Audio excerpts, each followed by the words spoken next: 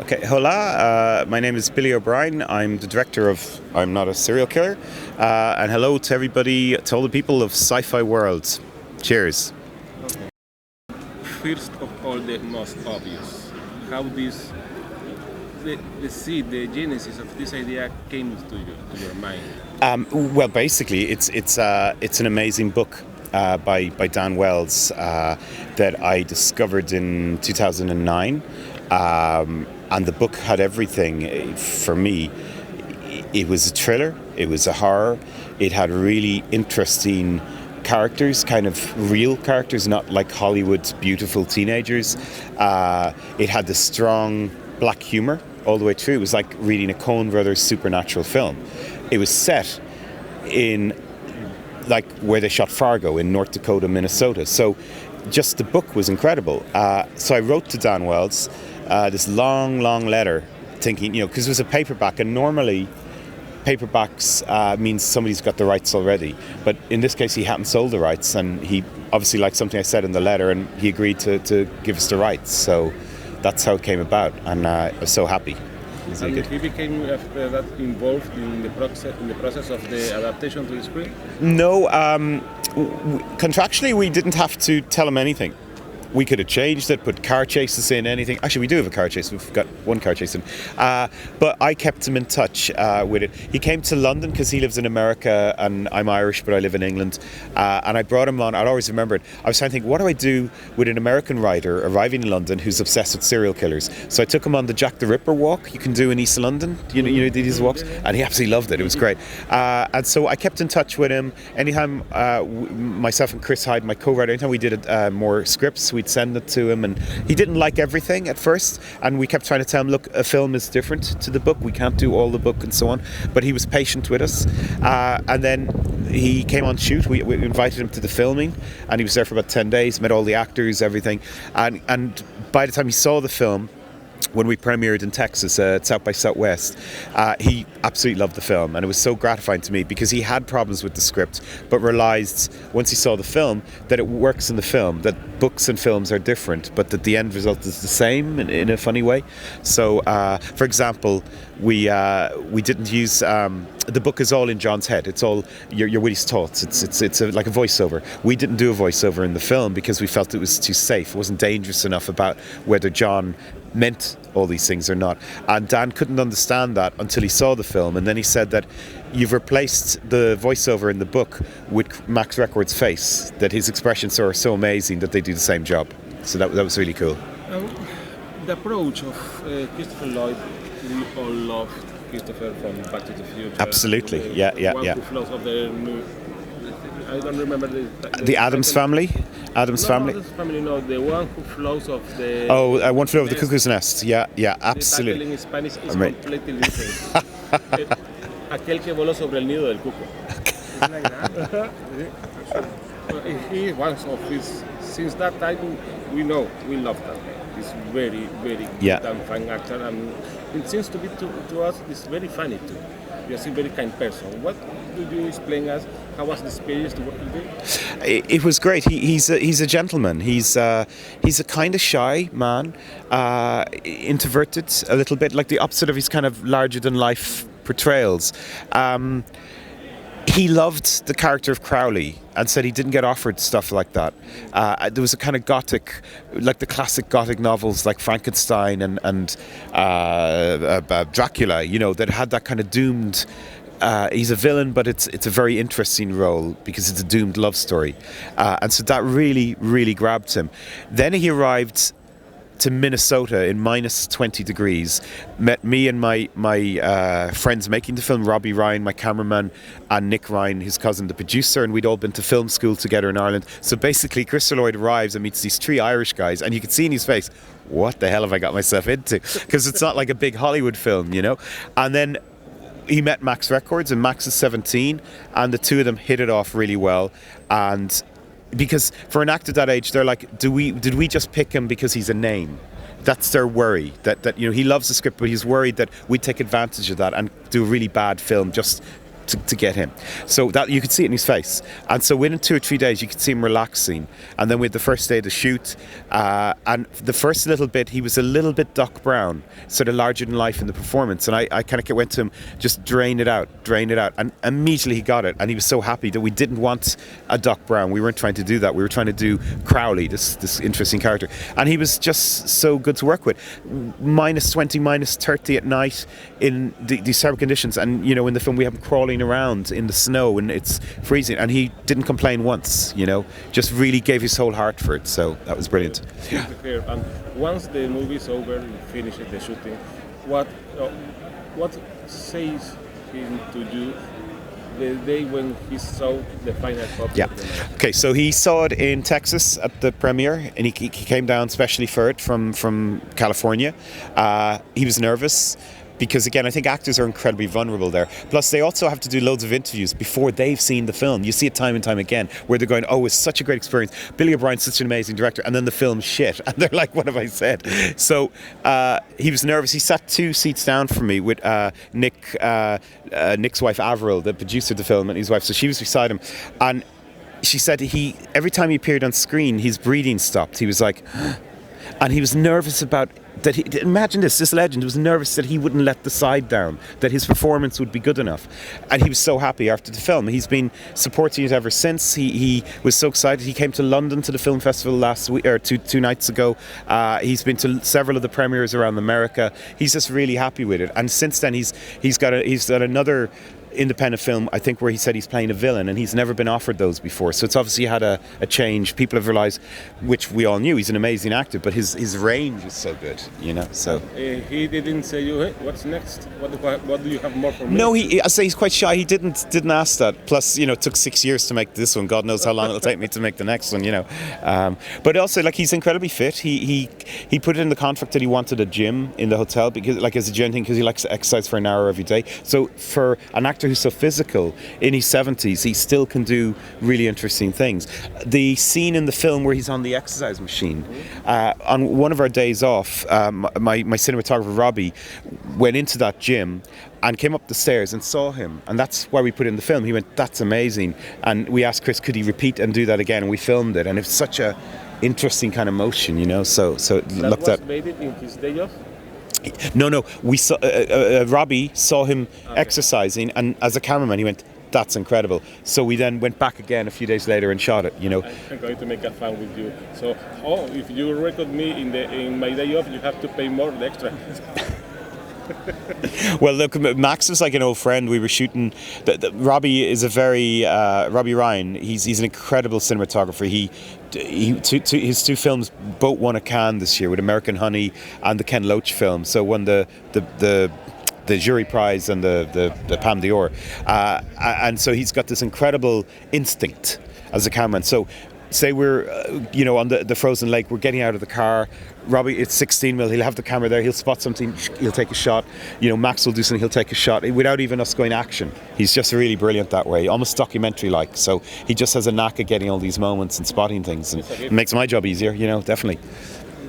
We've seen a boom of young adult adaptations to cinema, but this Yeah. book is more adult than all the It's a very strange one. It's quite hard to categorize. I noticed in different bookshops.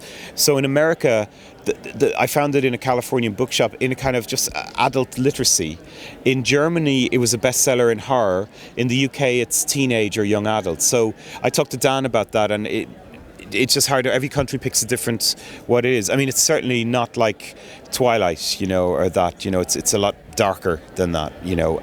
But more interesting, I think, is the characters is what makes it, you know. So it's cool. How is society affecting our young to think they have a problem? You see a lot of violence around us. But I think you look back, I saw that incredible documentary in Vienna made by Paul Schrader's brother in the 70s about the death of America. Did you ever see that documentary? So basically they put together, it was like the way reality shows are now. They put together all this police footage, and just it was after JFK got killed, the early 70s, and it was going about with the Vietnam War how violent America was. So I think each we all think it's really violent now, but then you look at the statistics and actually crime is going down, and it's just that there's so much in the media about it, I think. So I don't believe it is actually more crime. You know, there's terrible wars going on with Syria and Yemen and all the rest, but there's been wars going on right back to the Second World War. So I don't know, I think it's perception of it. What it's doing to teenagers with so much social media and so much where they get to see so much more. I probably, growing up on a farm, had a very sheltered life than that, you know. I don't know if that's having an effect. But then again, I remember, like, because we were in the 70s when I was growing up, we were called the television generation, and everybody was worried about what television would do to corrupt us, and I ended up a horror director, so clearly they were right. But I don't know, you know, it's an interesting thing. Do you think someone can grow up normal even in a mortician? Yeah, I think that all the morticians we met are very down to earth. It's like we're born, we live, we die. In fact, it makes them more practical about life. The mortuary we filmed in was run by a man called Greg Anderson, and he was hilarious. They're very Scandinavian in Minnesota. You know, a lot of Swedes, a lot of Norwegian descent.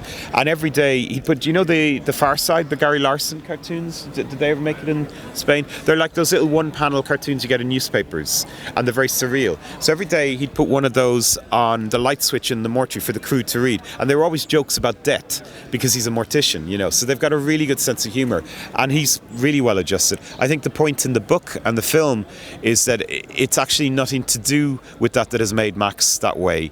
That's just circumstance, you know, that this is a genetic thing, you know, that the way you end up being sociopathic or lacking empathy is just something in the brain. It's you know, and in a way with his mum and that might have grounded him. Sure, it probably attracted him more towards death in that way, but he probably would have done that anyway, you know, so hard to tell. Okay, so did you tell us that you spent 6 years of your life with this movie? Yeah, okay. 6.5. I hope that the next one don't take so long. But so does my wife. Okay. Yeah. But for sure you have to have something running in your mind, an idea that for sure you will say to yourself, I will die until I do this one. I hope to have all the money of the world, of the time, all the best cast. I will do that. Which is that for you? You mean another film? Yes. Perfect. I'm kind of torn right now because I need work. I have a family. I've got to pay them. I find that my own taste in films seems to be difficult to finance. So the ones I really dream about doing are going to be a struggle, but I think worth it when I make them. And then I'm looking out for television work and other work to pay the bills, and I have to get a balance of it, you know. It's very interesting and quite difficult when you're spending that long making a film. I jumped onto a film in 2014 because we were totally broke, and a director had pulled out a film called Scintilla, or The Hybrid, they called it in America. So I came on a month before the shoot. So it was somebody else's baby, if you like. And I did the best job I could, and I'm proud of it. But it was always a sort of straight-to-DVD film, and it got slated by the critics, who don't realise the reasons that I did to do that project. And they think, oh, what's happened to Billy O Brien? You know, where did the director of Isolation go? And you're like, well, I got to make a living, you know. So, and I do envy years ago when you were a studio director, say in America, you did a film every 8 months, and it was like a job. The amount of experience that generation of directors got is incredible. So it's tough. It's a decision every day, and me and my wife are talking about it a lot right now because I have 3, I think, really interesting projects I'm trying to get off the ground. Not just one, because I'm going to spread it a bit. But none of them is easy. I think if you're the Coen brothers and you make 10 films, when you come to the 11th, they go, oh, it's a Coen brothers film. It doesn't kind of matter what it is. We'll give you the money because you're the Coen brothers. But when you don't have that back catalogue, it's hard to persuade people to make a film. Hopefully this one will help a bit, you know, so. The times are changing. I mean, there was a time when director of feature films go to direct a TV series or an episode is some of the things I work more for this one. Yeah. But I don't know. I watch you. I see how your taste. I see you directing a Doctor Who episode. I've never thought of. I never think of television because partly it's David Cronenberg said it. Is that there's a factory nature of it in that he said all the best part is casting, is finding the locations, is coming up with the story. All that's done when you direct TV. You've got a set style, a house style. You come in, you direct for your 3 or 4 weeks, you do 9 days in the edit, and then you go away. Now, the advantage of that is it's short and you get paid very well. So that's the balance you have to do, you know. So certainly I'll do some, and there's some. In the recent, there's been some incredible television. You know, it's a golden age of TV. So I'm not knocking it down, but I'll always want to do my weird films as well. You know, so try to combine these two kinds. That's the only way you can live. There's an Irish director, Neil Jordan, Interview with a Vampire. He had a brilliant sort of tactic, if you like, where he would, in Hollywood, he'd do one big film and then he'd come back and make a £1 million or euro film in Ireland and then go back and do another big film. And then, so he did one for him and one for them, is the way he used to call it. And that used to work very well. Just now it's harder to do that because there's so much more stuff and the kind of films aren't the same. You've either got the big superhero films or the kind of Blumhouse horror, and there's not a lot in between other than television. So it's harder to find a niche for me in that, you know. Or try to sell an idea or story to a mini-series of Netflix. This will be... That's the other thing. Yeah, Netflix is a whole new dynamic. There's a lot of nervous people in the sales agent distributor side of things with Netflix. So a bit like music 10 years ago, you know, every festival it's a big discussion and nobody knows what's going to happen. And it's also sadly right now killing films prospects in terms of the money you get paid for territories just going through the floor. You know, it's quite shocking, all that. In a few years it'll even itself out again for another spell, you know, but at the moment nobody knows anything. It's fascinating. Sorry, I didn't keep the mic up, but yeah. Will you return to Dan Wells' works? He's got 5 more books now. It's the immediate question. Look, you know what it's like. If we were a breakout hit, and if I killed off every character in the film, they'd still find a way to do a sequel. Right now, I'm not spending another 6 years trying to get the second one off the ground. But if something changes, absolutely. Yeah. The next book continues a month after the end of the first book. Continues with John just turning 16 and what happens then. And basically, it starts where another of these, and this is a spoiler, another monster arrives to find out what happened to Mr. Crowley. And so it's absolutely fascinating. And John is getting older, and so his urges are getting more urgent as well. So yeah, it's fascinating stuff, but I can't see the possibility right now. But who knows? We have talked with a lot of directors and people who make movies, and some of them are confessed to I want to make. Sometimes I wait to make another movie just to come to Sitges again. So you are ruining it. You have to make another movie. I can't be. Yeah, 10 years I've been since I've been here. Yeah. I'm getting old now. Like Jesus, you know.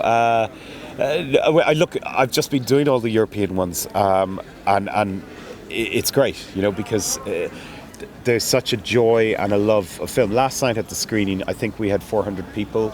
That's the biggest screening this film has had, because even in Austin it was like 250 or something. And you know, there's 2 points in the film that I'm not going to tell you which 2 points, where the whole cinema broke into applause and cheers. For a director, that's manna from heaven. That's fantastic, you know. They know that you are there? They knew I introduced the film. What I went around, because it's such a big cinema, you know, I forgot the name, and it has the gallery, so I snuck upstairs for a bit, because there's not many cinemas left like that. They're all multiplexes now, they're all one level. So I was able to like look down, and there were a lot of like teenage couples there, you know, and they're all whispering among each other, and it was really sweet. It was like, I haven't done that since a teenager myself, you know, so no, I had good fun with all that, and yeah, that's the reward in a way. I wasn't even going to watch it last night, because it was on in the London Film Festival Tuesday and Wednesday night, and I'd seen it quite recently, but it was just the atmosphere so bloody good last night, so I'm going to stay and soak this up, you know. So. It's a wonderful experience. Yeah. The crowd of Sitges is very amazing. special. Genuinely amazing. I wish every place to be like that, you know, because it's you good. have to make another movie, okay? Okay, we are done. We have enough time. But I'd say you got enough for a book there, you know. Good luck with your film. Thank you very much. Appreciate it. We Thank really you. Here, is this a souvenir? Yeah. This is our sci-fi mic.